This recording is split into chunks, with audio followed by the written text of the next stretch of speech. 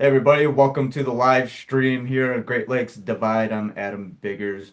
Follow me on Twitter at AdamBiggers81. Follow Great Lakes Divide, my new project at GL Divide, greatlakesdivide.com. Mobile is greatlakesdivide.squarespace.com. We're working out the kinks on that. Also working on getting our iTunes set up, so you'll be able to catch all of these live streams in an audio only version, just like how we did with Sports in the Mitten. I'm going to go ahead real quick before we get to the questions. A lot of questions today. We're going to lead off with the John O'Corn tweet. Obviously, that was the big thing last night. I'm going to tweet the live link right now and then get into the chat and we'll start the discussion. Thanks to everybody joining me today, Tuesday, July 31st.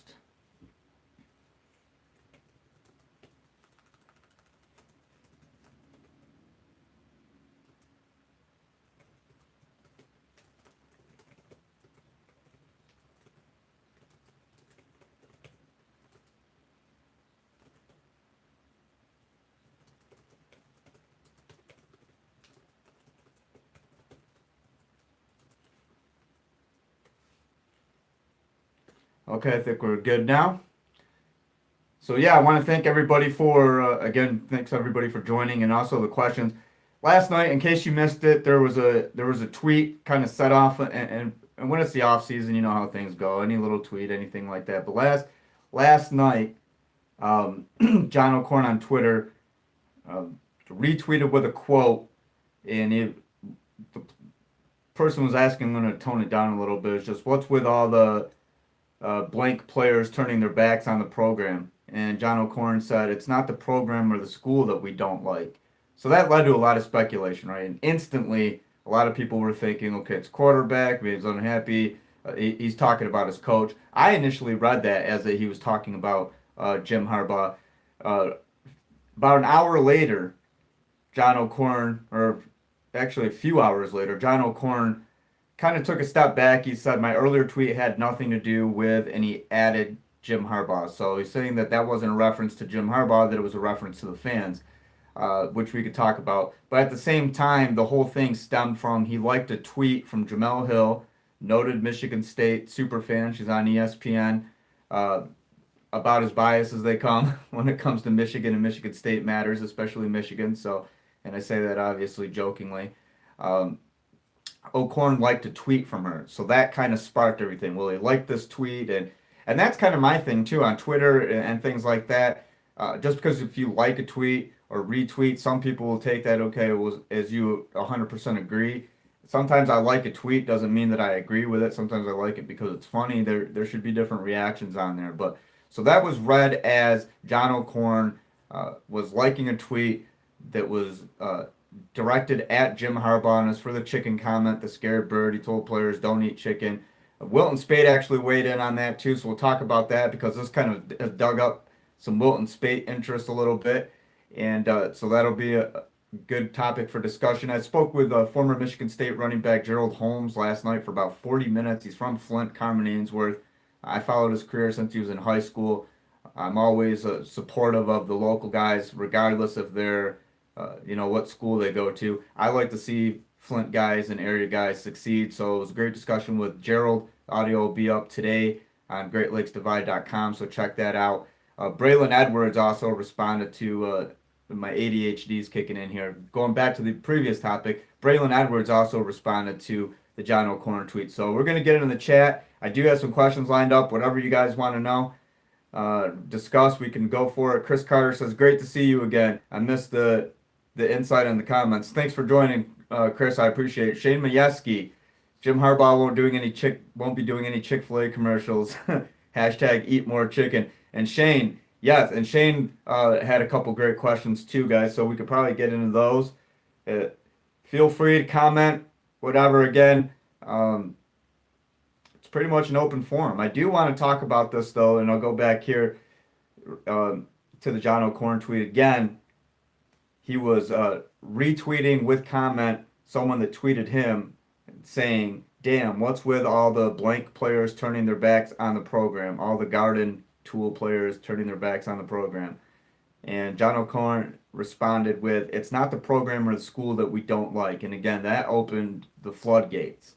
And then 3 hours later, He said my earlier tweet had nothing to do with at Coach Jim for So we added Coach Jim Harbaugh, and I guess is to make sure that the communication, the lines of communication were clear. He was not talking about uh, Jim Harbaugh. And then his final tweet on the subject was, "And by the looks of my mentions, I think I proved my point." This tweet has been since deleted by Braylon Edwards. And if you don't know who Braylon Edwards is, one of the greatest receivers in the Big Ten, one of the greatest receivers in Michigan history. And I'm loading it right now. And basically, he was saying a blip on the radar, basically saying that a blip on the radar doesn't have any room to talk, concentrate on being a transfer. So that was a direct shot. Direct shot. It wasn't at JOK. That was a direct shot at John O'Corn, clearly.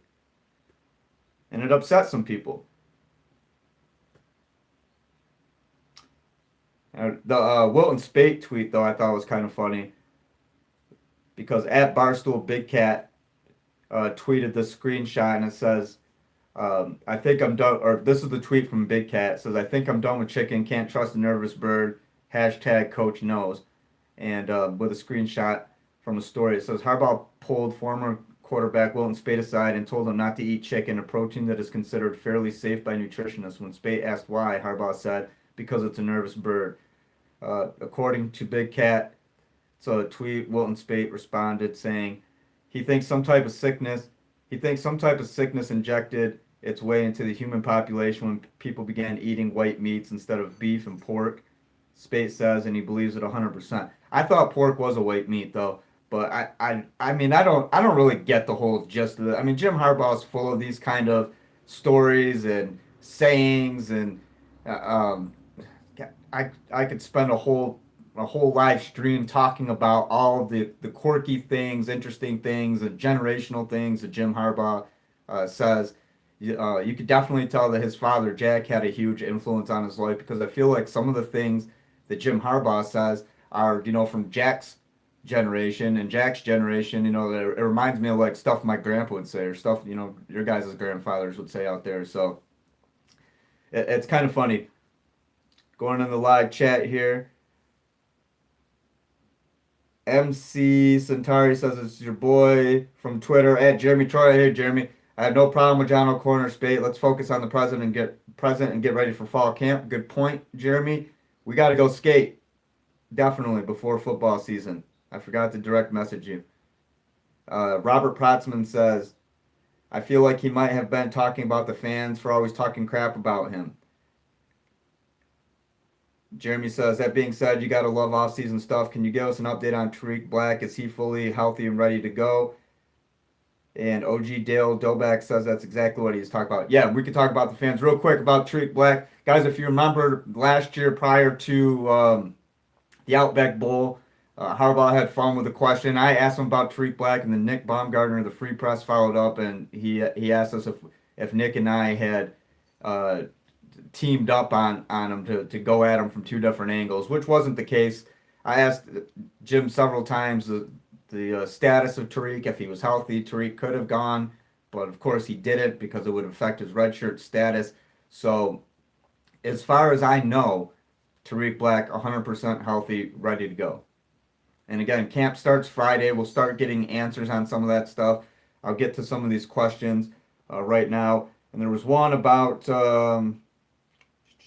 let me scroll down here. I have to start using a hashtag so I could search them. It'll be easier than going through my mentions. Shane Majewski wanted to know, what players have you heard are switching positions or at least seriously entertaining it or seriously experimenting with it? Shane, right now I don't know of anybody switching. I mean, we could talk about Michael Barrett. He posted that he was going to be on both sides of the ball. To what extent, I don't know. We all know, James Hudson was a defensive lineman. He's being converted to offensive line. As far as anybody switching positions, that's something that we'll find out more during camp, and that starts Friday. And I imagine availability will begin soon thereafter. So I'll keep you guys updated on that when Michigan does open camp availability and allow us to go in there and ask a bunch of questions. So hopefully I answered it, Shane. Other than James Hudson, if you guys want to talk about Michael Barrett. We could talk about him. I really like Michael Barrett. I thought that the people, and this goes back to the fan thing. I thought people were really just, they're, oh, a 3 star. I'm not excited about it. Did you watch his film?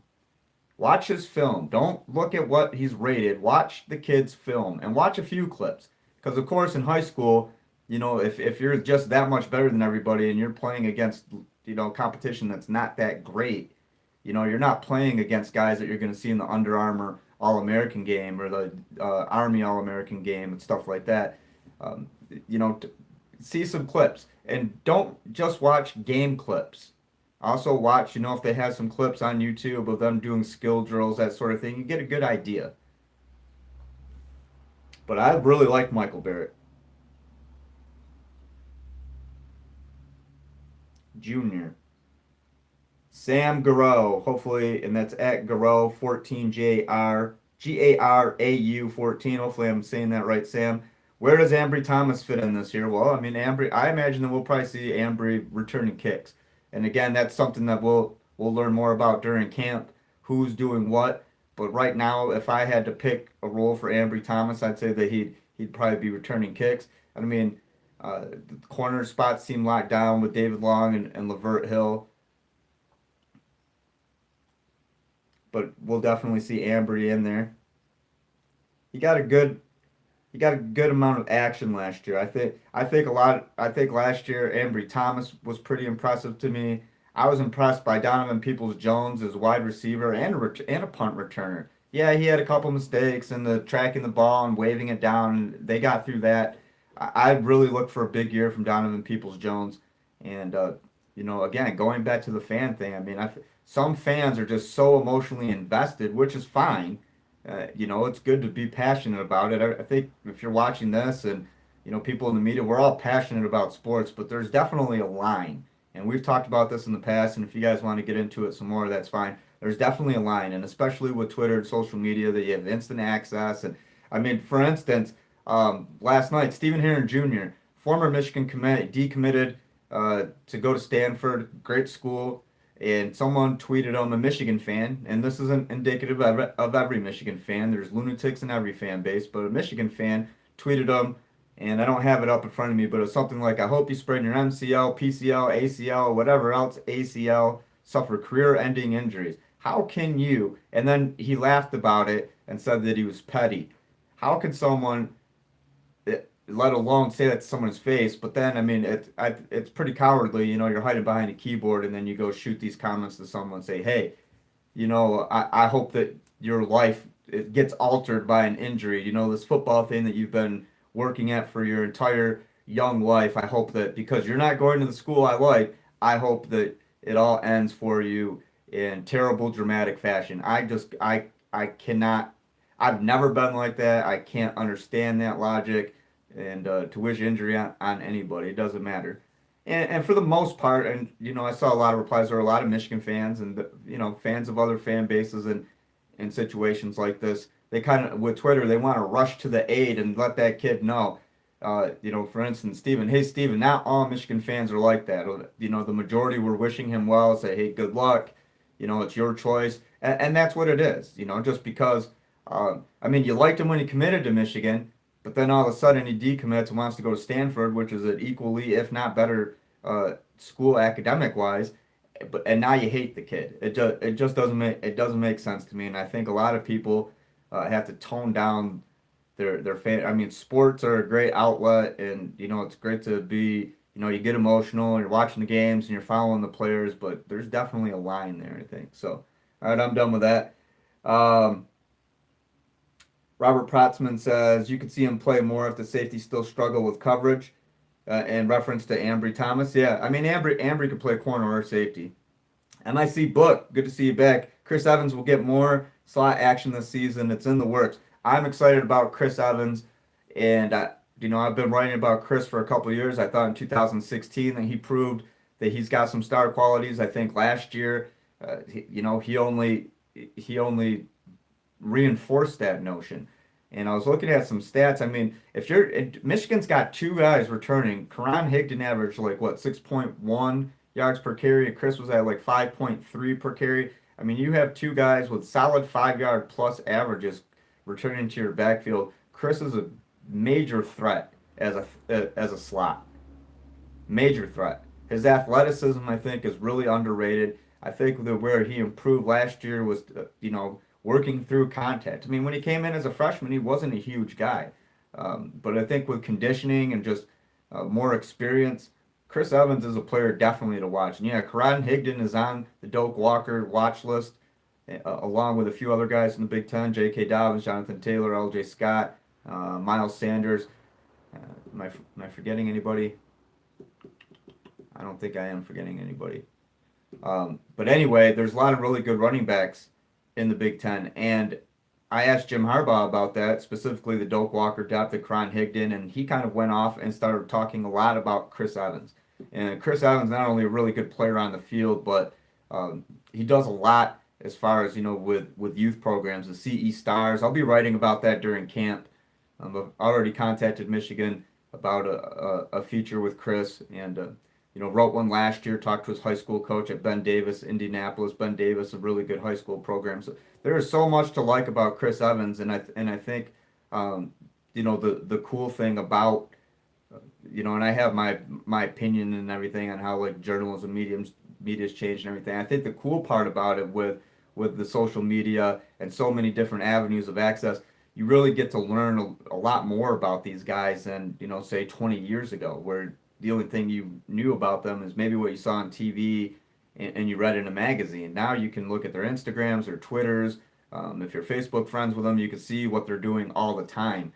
And Chris Evans is definitely a stand-up guy, great for the program, and I'm excited to see what type of season he's going to have. I really believe that Michigan with Chris Evans and Karan Higdon, and Karan's another good guy as well. With those two, they're going to have a really good 1-2 punch. Really good 1-2 punch.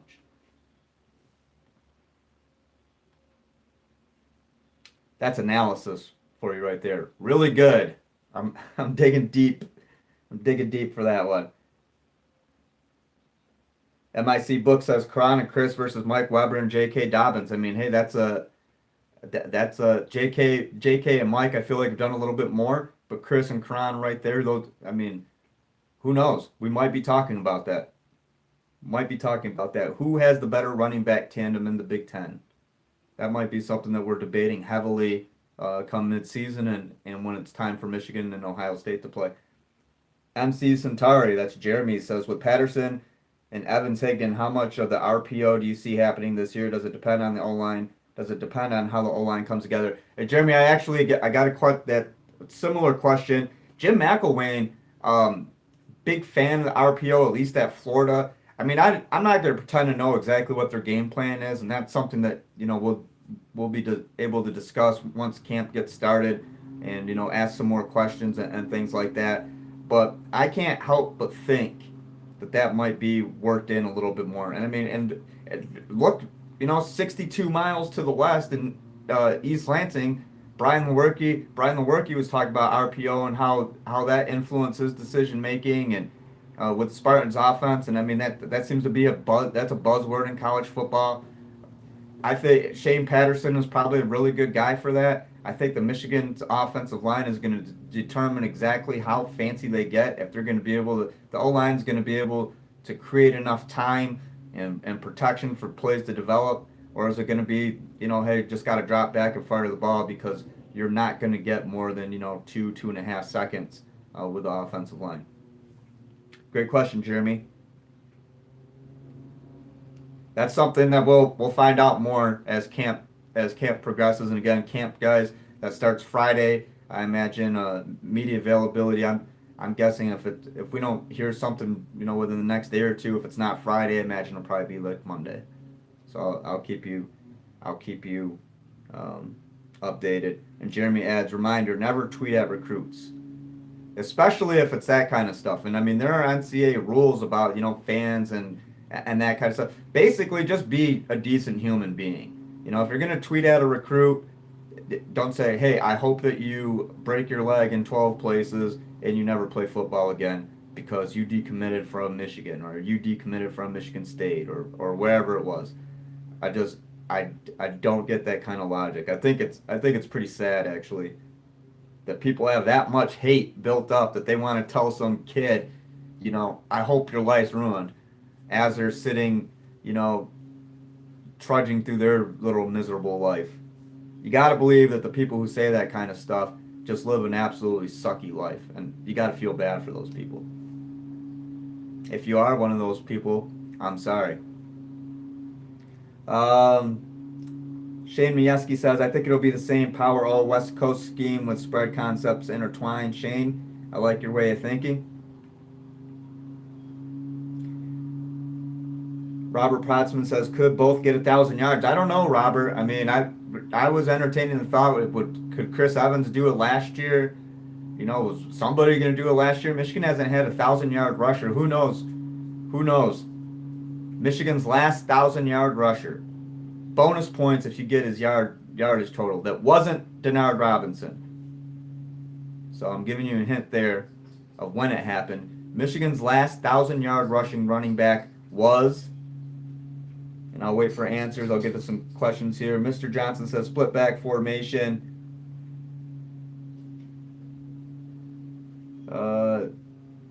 Split back formation featuring Evans, Higdon, potential for Evans to motion. Absolutely. Dale Doback. Do you see Metella still being a starter at safety spot or somebody like Jamarick Woods?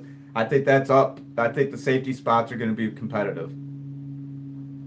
Jamarick Woods, Ben St. Juste, maybe at corner. I don't know if he's going to play safety, but I'm waiting to see, if Ben does anything. But yes, Jamarick Woods definitely is a guy, and one of the hardest hitters on the team. They were saying that last year. Jamarick lays the wood. He does. Fitz Toussaint. Mr. Johnson said it. He said Futz, but I knew what you meant. Toussaint and like 1,016. It was 1,064 or 1,069. Depends on where you look. And it was in 2011. So 12, and I started covering Michigan in 2012. So I have never personally seen, while covering Michigan, a 1,000-yard rusher. And this is 12, 13, 14. My 14 was my first year kind of full-time being down there. 15, 16, 17. So 6 previous seasons. Going on 7, I have never seen a 1,000-yard rusher at Michigan. That's something I would never say. If you would have told me that in 2012, and they're going to say, hey, at 2018, you'll still be covering Michigan, and guess what? Michigan won't have a 1,000-yard rushing running back during that time. I wouldn't have believed it.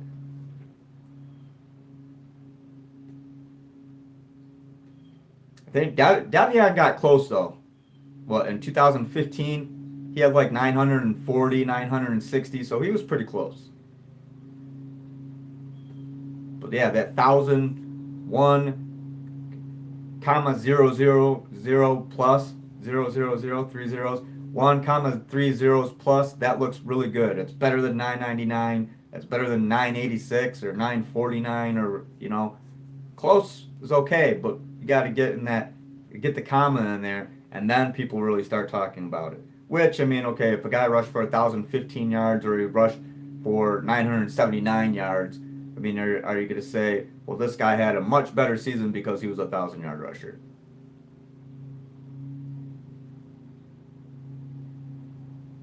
Robert Protzman says, Karama's 6 yards from 1,000 and 6 yards from going pro. Yeah, Karama's pretty close as well. Speaking of, let me bring up.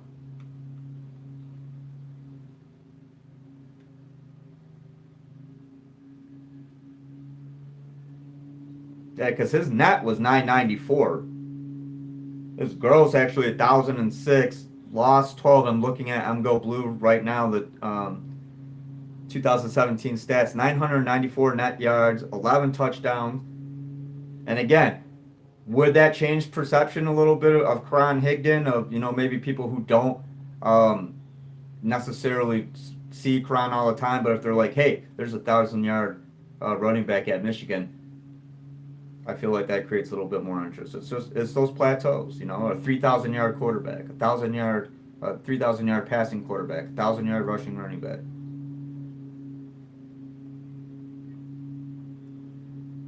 Jeremy Troya wants to know, MC Centauri, what incoming freshmen on either side of the ball do you feel are candidates to make an impact? Well, Michael Barrett, I think that maybe we see him a return, maybe a gadget play kind of guy. He could throw the ball. He played quarterback. He's a dual threat. I'm wondering, Jabril Peppers was a really special athlete. And I'm wondering if he's going to be able to do a little bit of what Jabril did. So I mean, are we going to see a wildcat? Are we going to see him as a running back? Line up as a running back. Are we going to see him return kicks? Is he going to play a little bit of viper? I mean, the possibilities are kind of endless. So, and both sides, offense, defense, and then the third side, special teams, third phase, whatever. Robert Protzman said he said if he got 1,000, he was going pro. I must have missed that. I don't remember that comment from Kron. I'll take your word for it. But yeah, and how much but to your point, 6 yards from going pro, 1,000 yard rusher. That's got to be something that's pretty good. When you're stacking your resume, but you see 994, which is still really good. But I get what you're saying. Robert Protzman said Nick Baumgartner said he mentioned it.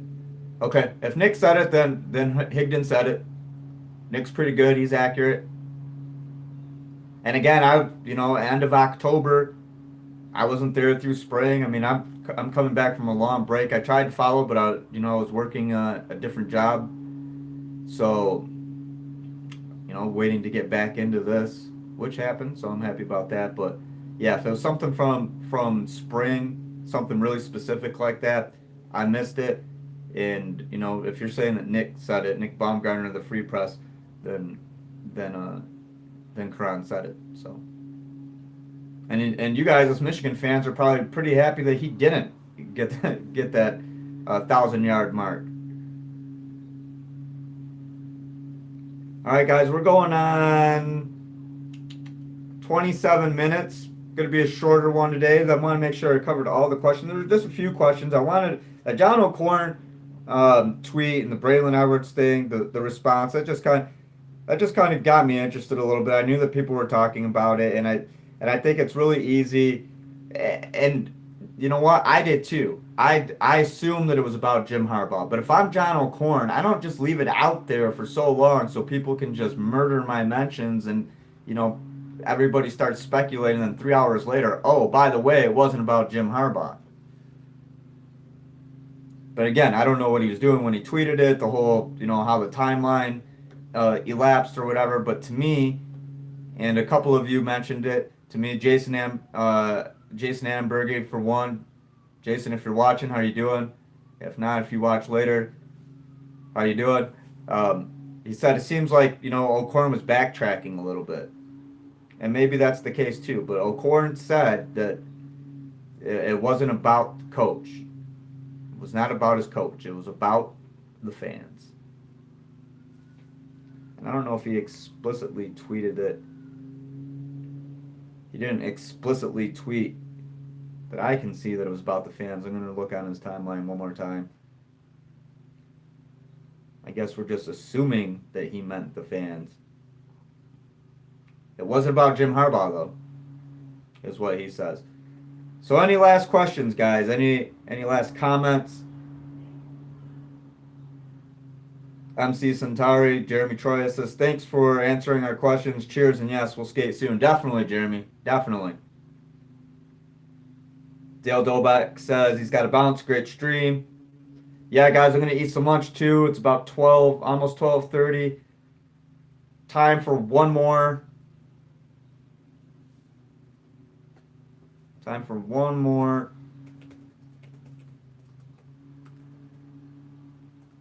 comment. Any question?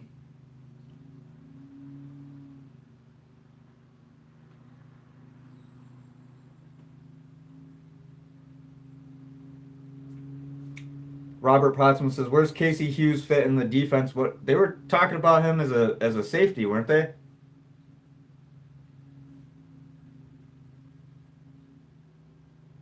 Guy from Utah, grad transfer.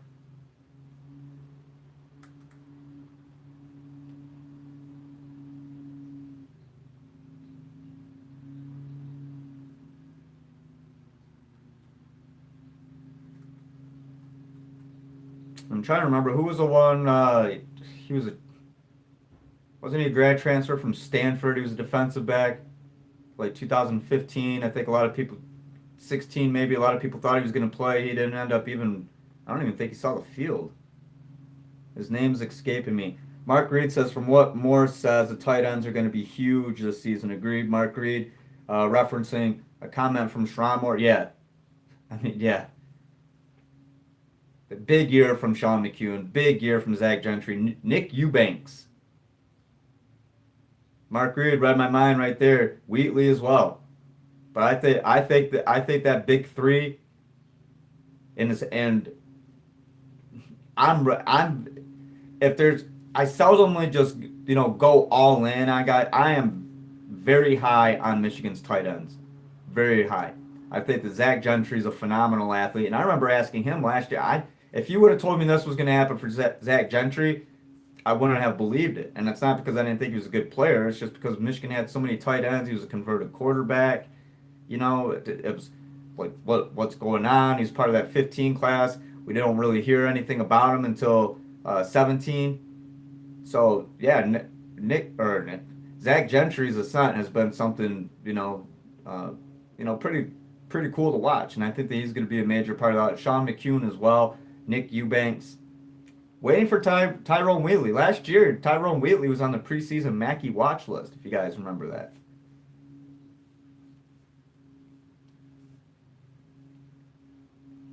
Robert Protzman, yeah, Lions. What was his first name? From Stanford. Lions, Lyons. Let me Google it real quick.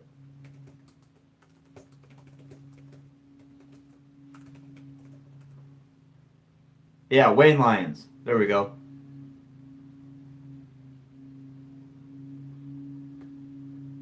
And if I'm not mistaken, I don't even think he appeared in 13 games, appearing as a reserve cornerback in 2 contests and contributing on special teams. So I mean, yeah, he saw the field, but I mean, he wasn't. A lot of people thought because that was right after Blake Countess transferred to Auburn. So I think a lot of people thought, okay, well, there's an opening in the secondary. Is Wayne Lyons going to be in there? Mr. Johnson said played like limited nickel formations. Yep. I mean, yeah, he was very seldomly used. All right, guys. Well, I want to thank everybody for joining me. Shane, Robert Protzman, Jeremy Troya, MC Centauri, OG Dale Doback. He said he's got a bounce. Great stream. Thanks for coming in. Mark Reed, Mr. Johnson. If I'm forgetting any of you guys, for those who missed it, I'm sorry. I'm going to try to get on a regular schedule again once camp gets started and then the season gets started. If you remember last year, especially last year, I don't think I did maybe a little bit in 2016, but last year is when we really started doing this. So Monday after the Monday press conference, it'll be sometime Monday afternoon, a reaction to that.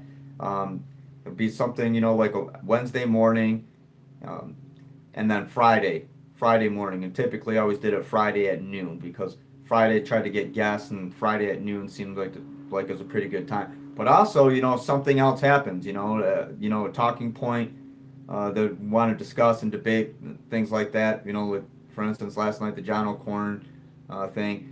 So I'll tweet. Follow me at AdamBiggers81. I always tweet well in advance when we're going to go on. Subscribe to this YouTube channel. About 100 shy of 1,000 guys, so help me out. Let's get to 1,000 subscribers.